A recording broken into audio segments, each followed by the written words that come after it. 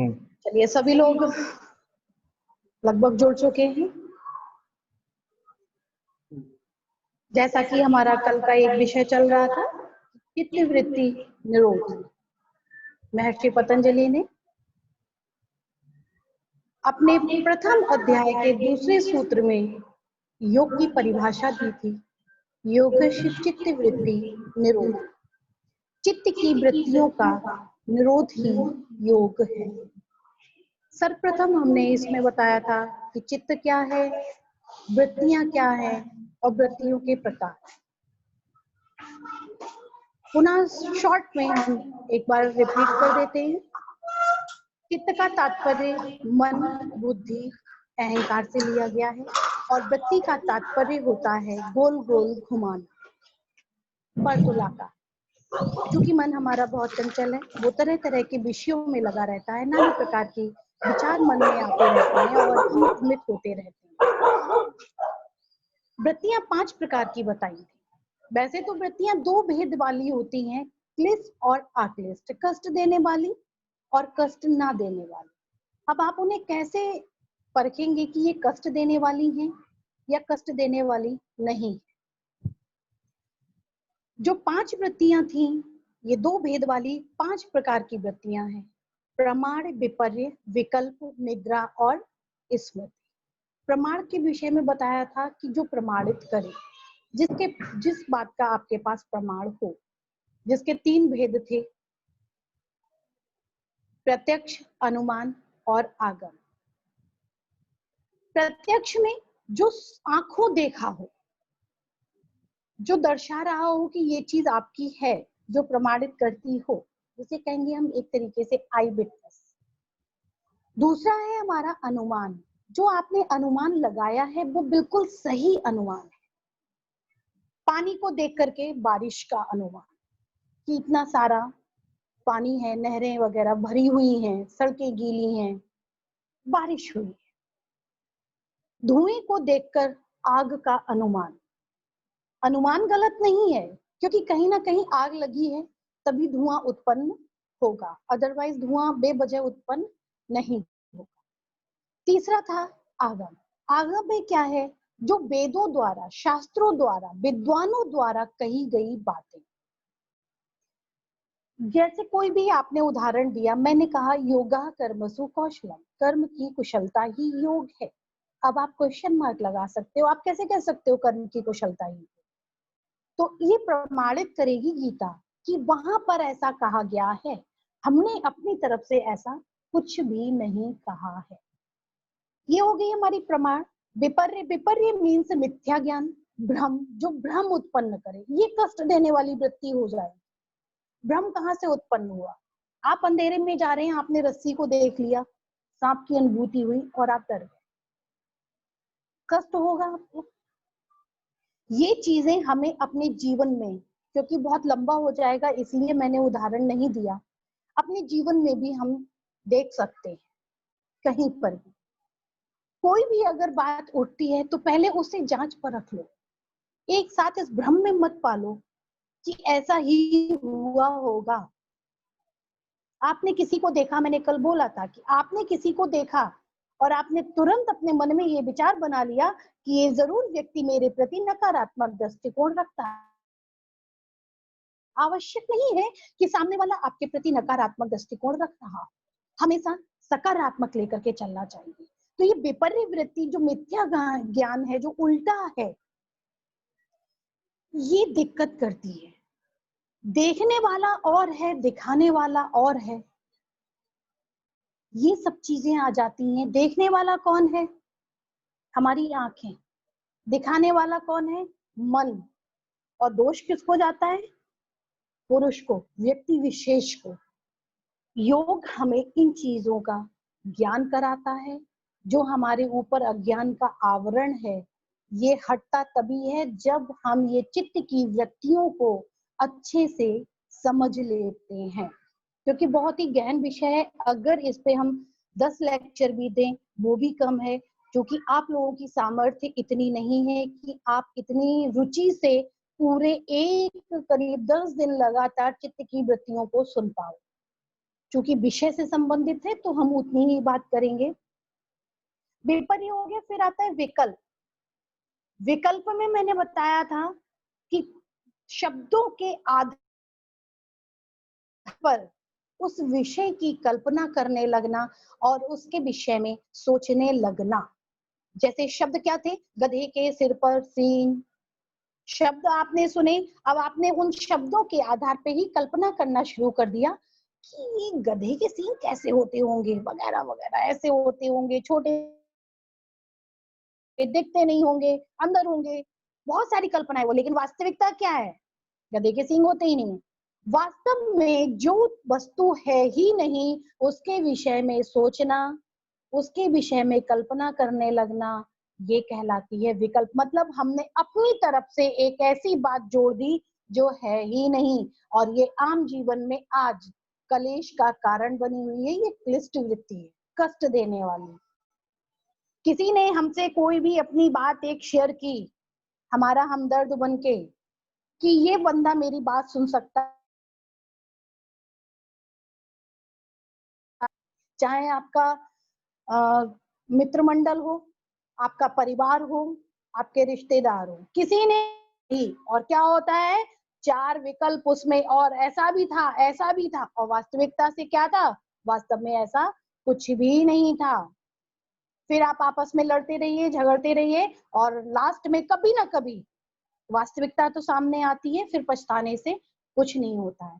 तो ये क्लिष्ट वृत्ति हमारे अंदर प्रवेश ना करे, इसके लिए हमें अपने आप को तैयार रखना होगा, क्योंकि हमें कान का कच्चा नहीं होना है। हमें वास्तविकता देखनी है, वास्तव में ज्ञान क्या है, सही बात क्या है, शास्त्र क्या है, योग क्या है, गुरु क्या है।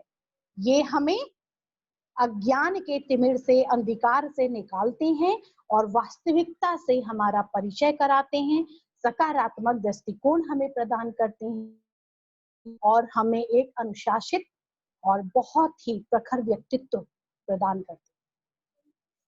प्रमाण विपर्य विकल्प के बात आती है निद्रा। निद्रा का तात्पर्य सीधी सी बात गहरी नींद से था। गहरी नींद आपको तभी आएगी जब आप अपने प्रति ईमानदार होंगे, अपने आपका जीवन अनुशासित होगा, आपके ढेर सारे काम बिखरे पड़े हों, अरे कल कर लेंगे, तो आप चैन से सो नहीं पाएंगे। अरे ये भी करना है, अरे ठीक है, सब एक साथ हो जाएगा।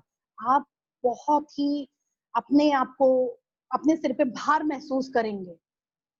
तो बेहतर है कि अपने जीवन में अनुशासन बना के रखो। अनुशासन बना रहेगा और सत्य का अगर आप पालन कर रहे हैं, यहाँ पे यम नियम आ जाएगा। अगर आप यम नियम का पालन कर रहे हैं तो इस निधि को, जो वृत्ति है निद्रा, ये क्लिष्ट ना बन के अक्लिष्ट,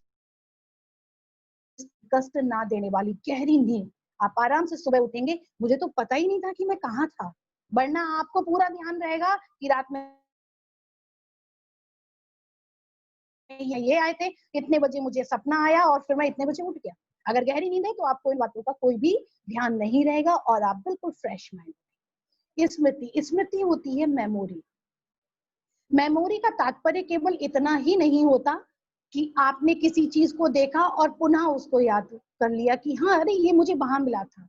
लेकिन एक प्रसंग और भी है, जो हम पढ़ते हैं, जो ज्ञान अर्जन करते हैं, भविष्य में अगर कहीं पे जरूरत पड़े तो आप क्या कहेंगे? पढ़ा तो था, लेकिन पता नहीं क्या था, याद नहीं आ रहा। ये क्या हुआ? आप एग्जाम देने जाते हो, ऑब्जेक्टिव क्वेश्चन आते हैं, ठीक है, और आप क्या करते हो? मैम ने बताया तो था, पढ़ा तो था, अब इसका पता नहीं क्या है। अब लिस्ट आ गया, यहाँ पे कष्ट हो रहा है आपको। स्मृति मेमोरी, हमारी मेमोरी शार्प होनी चाहिए। और ये एक बहुत अच्छी वृत्ति है कि जो भी घटना हमारे अतीत में हुई है, किसी भी प्रकार की, उसको पूरी तरह से ऐसे मनवश सकारात्मक रूप में बैठ जाए और वो हमारे सामने आए पुनः प्रसंग, तो हम उसे क्विक पहचान लें कि ऐसा कभी हुआ था, कि ऐसा कभी हुआ था। ठीक, ये हो गई वृत्तियां। अब बात आती है निरोध के उपाय। ये तो वृत्तियां हमें परेशान करेंगी, इनका काम है परेशान करना। जिस प्रकार बिच्छू का स्वभाव होता है डंक मारना, उसी प्रकार ये क्लिष्ट वृत्तियों का एक पूरा चक्रव्यूह होता है आप लोगों को फंसाना, मानव व्यक्ति को उसके जंजाल में फंसा लेना और भ्रमित करते रहना, इधर उधर भगाते रहना, क्योंकि वो कोई रास्ता मिलने नहीं दे। अब हम निरोध कैसे करें? निरोध मीन्स रोकना। कैसे रोकें अपने मन को? सबसे बढ़िया तरीका है, एक उदाहरण हम आपको देते हैं। आपने अगर ग्रामीण पृष्ठभूमि से जुड़े हुए हो और नहीं भी जुड़े हैं तो भी आपने देखा होगा, घोड़ा गाड़ी देखी होगी, देखी है किसी ने? घोड़ा क्या डायरेक्ट टांगे में लगाया जाता है? नहीं। उसको सर्वप्रथम हम क्या करते हैं कि एक खूंटा गाड़ दिया जाता है और उस घोड़े को वहां पे बांध दिया जाता है। वो घोड़ा गोल गोल गोल गोल उस खूंटे के चारों ओर घूमता रहता है और एक दिन उसे ये आभास हो जाता है कि वो तो बंध चुका है। फिर उस पे जीन काढ़ी जाती है और उसको टांगे में लगाया जाता है। फिर वो घोड़ा आगे की तरफ दौड़ता है। फिर हम अपनी इच्छा अनुसार उसको चला सकते हैं। अदरवाइज अगर आपने उसे ट्रेंड नहीं किया, मतलब अपनी मन की चंचलता को नहीं रोका, हमारा मन भी चंचल है, घोड़े के समान, वायु के समान, हम भी उसे बांध के रखेंगे। निरोध में हम यही बता रहे हैं कि रोकना अपने आप को, अपनी मन की गतियों को, मन की चंचलता को रोकना।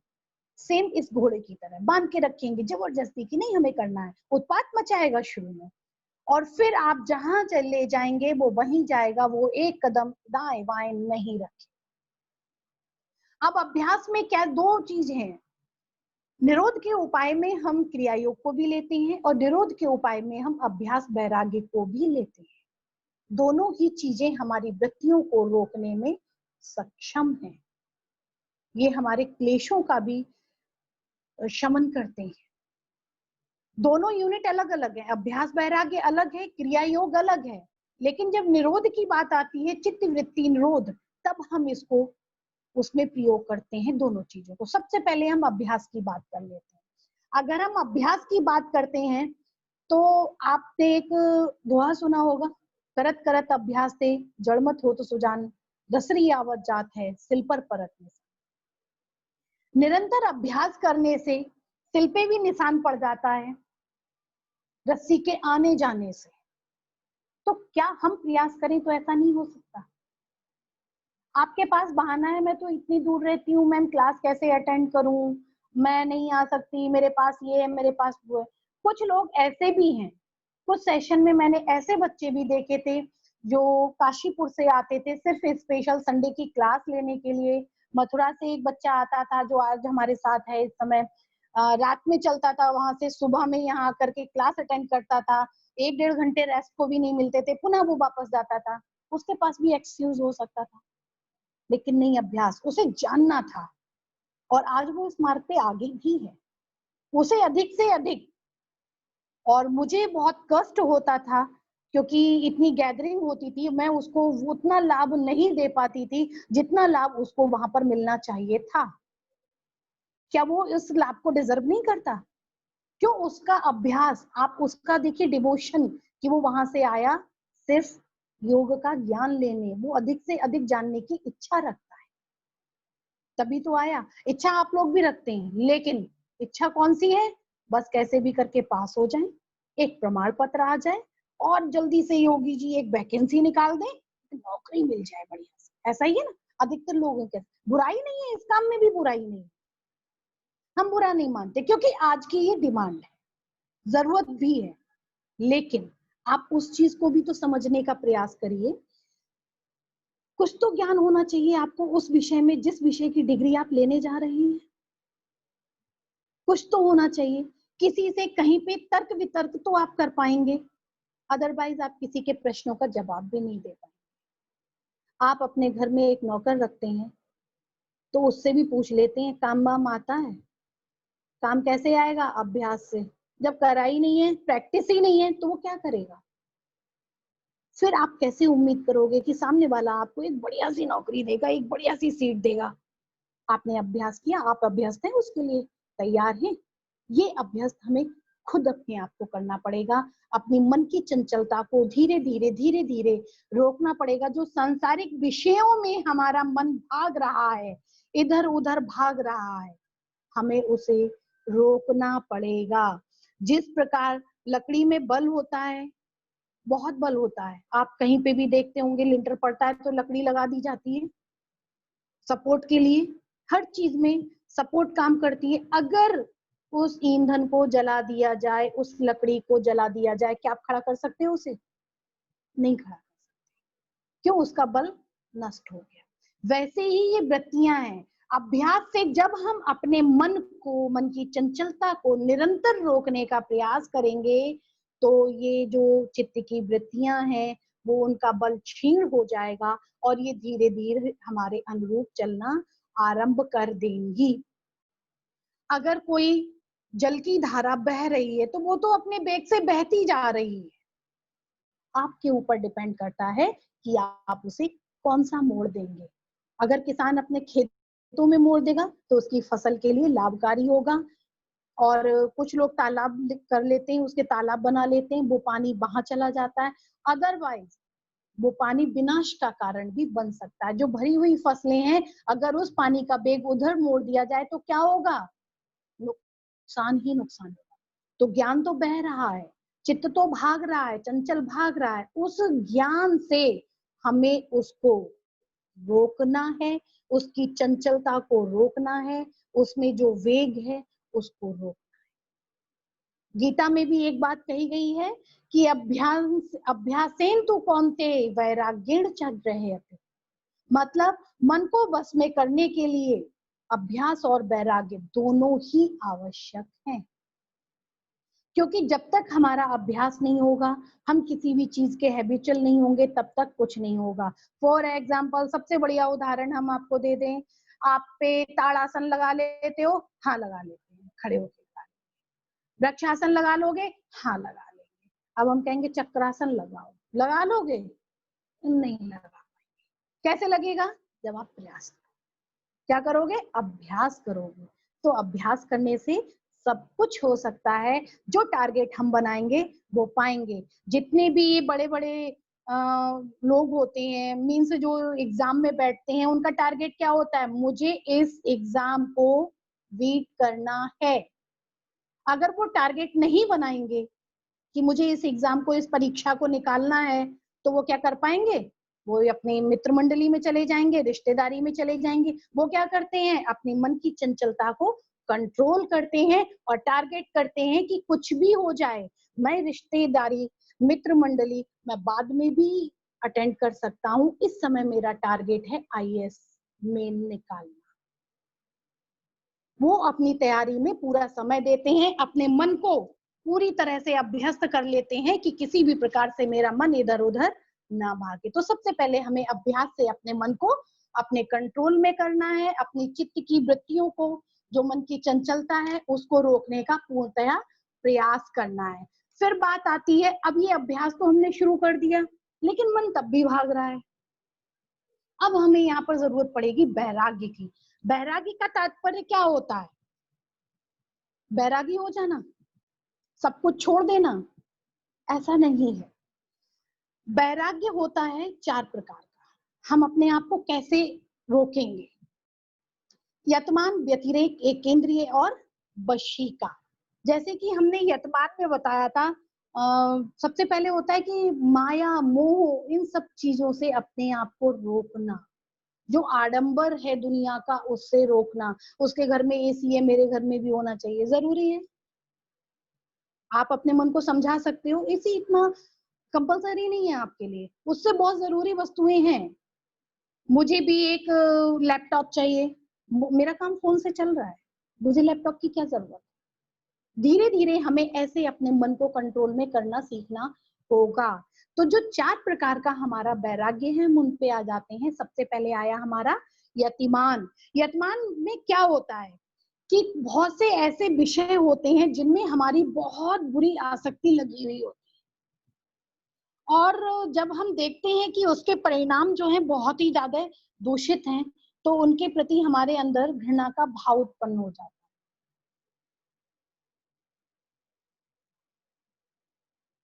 बेटा मुझे लग रहा है टाइम का इंडिकेशन आ रहा है, कितना समय है हमारे पास? मोहित, 9 टाइम मिनट का कुछ इंडिकेशन आ रहा है? 9 मिनट से अभी है ना टाइम? ठीक अभी है, 9 मिनट से आप फिर हाँ बेटा, ठीक, बता देना बेटा मुझे पहले।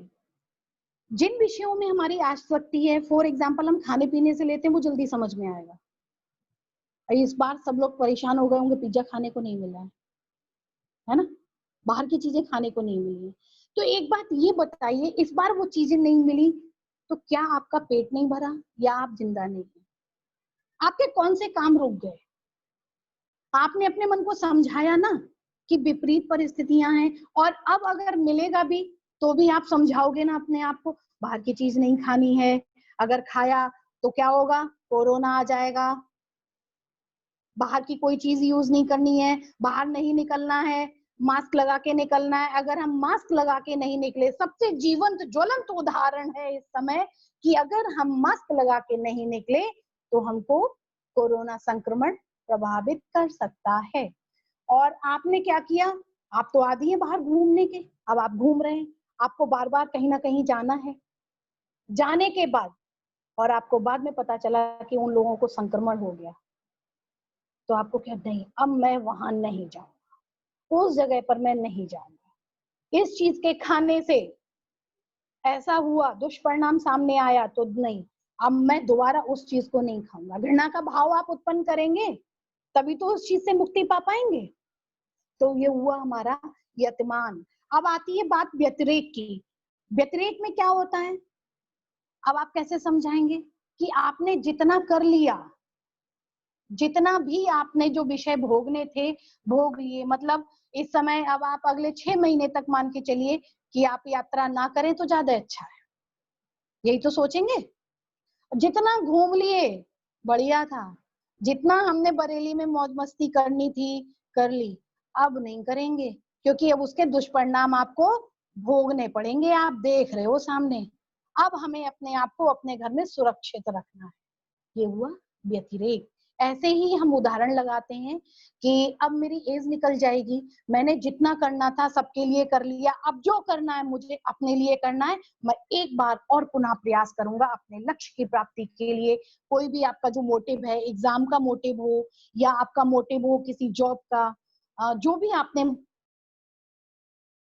एक मोटिव अपना एक लक्ष्य बना रखा है, उसके प्रति जितना मैंने बाहर समय बर्बाद करना था कर लिया, अपनों के लिए दूसरों के लिए, लेकिन अब मैं एक क्षण भी अपना व्यर्थ नहीं करूंगा। मेरा टारगेट ये हुआ व्यतिरेक के, जितना भी जो था हमने सब छोड़ दिया और जितना मिला हमें, जो भी मिला हम उसमें संतुष्ट हैं। हम व्यथित भी नहीं, हमारा मन व्यथित भी नहीं होगा, हम संतुष्ट हैं हमें जो भी मिला। फिर बात आती है एक केंद्रीय की। बहुत बार ऐसा होता है हम बहुत अथक प्रयास करते हैं किसी भी चीज को पाने के लिए, किसी भी विषय वस्तु को पाने के लिए, और अंततः वो हमें प्राप्त नहीं होती है तो मन दुखी होता है। अब उस दुख के सहारे तो हम जिंदगी नहीं काट सकते ना। अब हमें क्या करना है, एक सबसे बढ़िया परिभाषा, ये हमारे नसीब में था ही नहीं। ऐसा तो नहीं है कि अरे मैं चाहता तो निकल जाता और एग्जाम ये निकल जाता, मैं आज यहाँ पे बैठा होता इस सीट पे, क्या आप इस कष्ट के साथ ही चलते रहेंगे? फिर एक अपने मन को, मन की चंचलता को रोकिए, जो मन में उद्विग्न भाव आ रहे हैं, जो कष्टदायी भाव आ रहे हैं, उन्हें छोड़ने का प्रयास करिए। एक नया तो है, मैं उसी को देखूंगा, मेरा जो भी चल रहा है जीवनचर्या, जीवन यापन के लिए मैं उसी में आगे बढ़ूंगा। अब मैं किसी ऐसी चीज की कल्पना नहीं करूंगा, क्योंकि आपने बहुत प्रयास कर लिया, वो चीज आपको, विषय वस्तु जो भी चीज की कल्पना थी वो आपको प्राप्त नहीं हुई। आपने क्या सोचा था, अरे ये से क्या करना है, ये तो डिग्री एक ऐसी ही है, छोड़ो ले ले रहे हैं। टारगेट क्या था आपका, बीपीएड का, नहीं पूरा हुआ।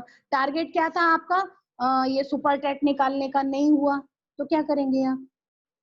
अपने आप को प्रताड़ित करेंगे, अपने आप को कष्ट देंगे? नहीं, कोई बात नहीं, ऐसा नहीं हुआ, कोई बात नहीं, ये ऐसा होना ही नहीं था।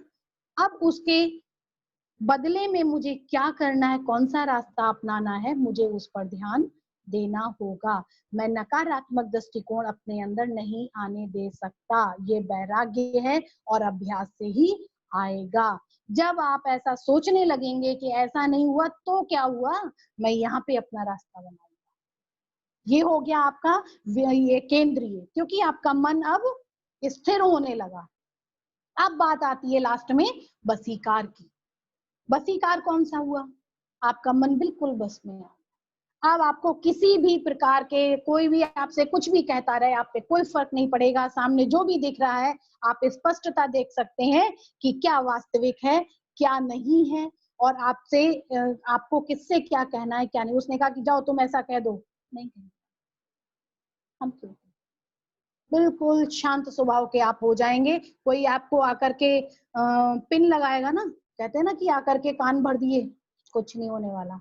फिर एक बंदा आएगा आपके पास कि ऐसा है वो वैकेंसी निकली, जरा उसमें ट्राई तो करके देख लो। हमें पता है हमारा नहीं होगा, हम शांत हैं। हमें जो करना है उसे, बहुत लोग आएंगे भटकाने के लिए कि ऐसा है, अब बहुत सारे लोग आ रहे हैं कि आप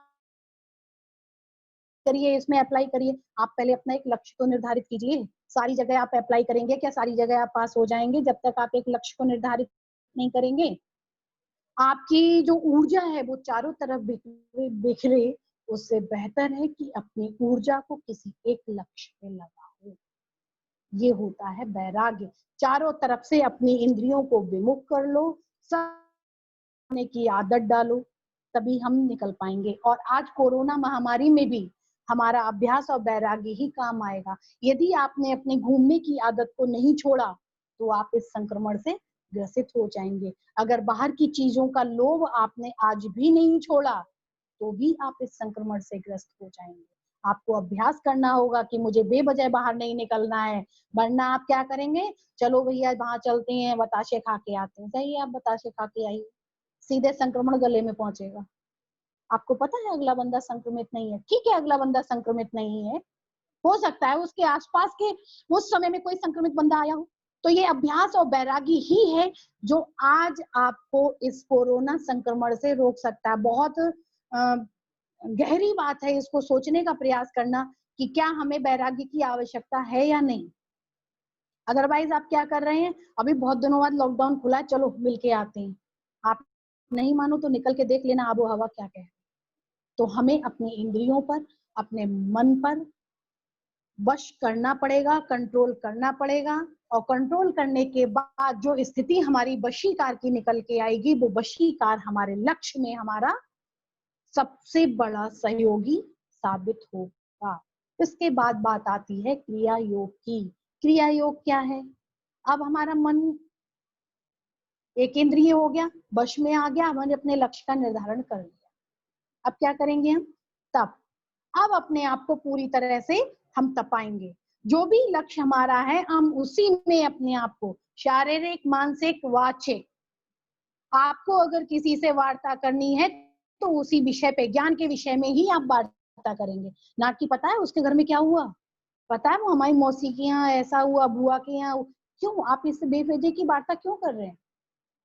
जो होना था वो हो गया, जो मतलब की बात है उसे करिए। और वार्ता आपका डिस्कशन जो होना है, डिस्कशन भी आपका ऐसा होना चाहिए जिससे आपको ज्ञान प्राप्त हो। ये हो गया हमारा वाचिक।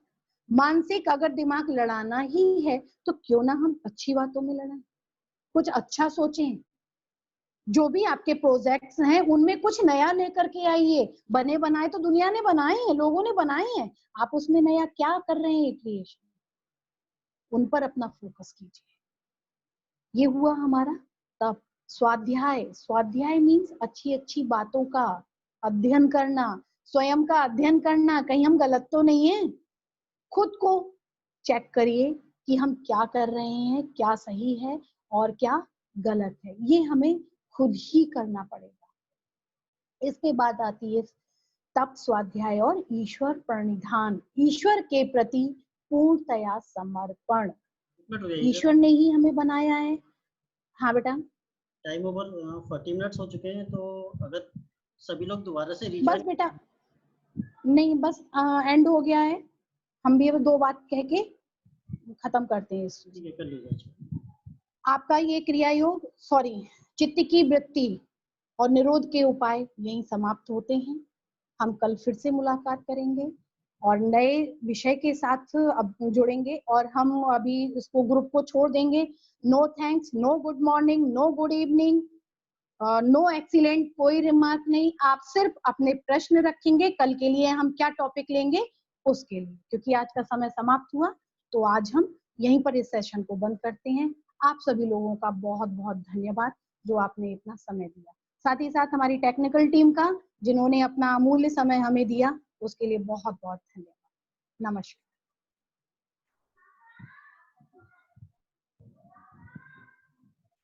मीटिंग ऑफ कर देता हूँ मैं सर। हाँ बेटा, अब मीटिंग को ऑफ करो।